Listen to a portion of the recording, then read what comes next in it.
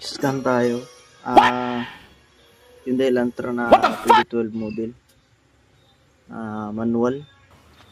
Scan natin. Nice. Ito yung scanner natin. Lens. Ito yung receiver niya galing dito. Sasakyan siya dyan. Ito yung box niya. P70 trim. Scan natin. Hyundai. 75 years later. One eternity later.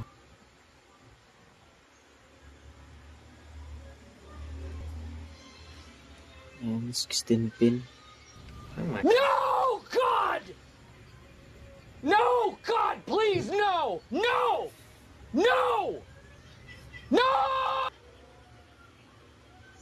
Hyundai Elantra.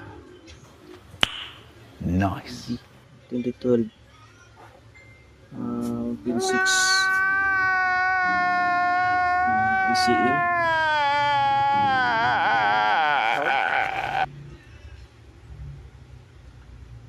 Ayan, pumapasok na yung scanner. What? Dati luscom siya. What the fuck? Ayun yung namabasahan. Ayan, namabasahan na.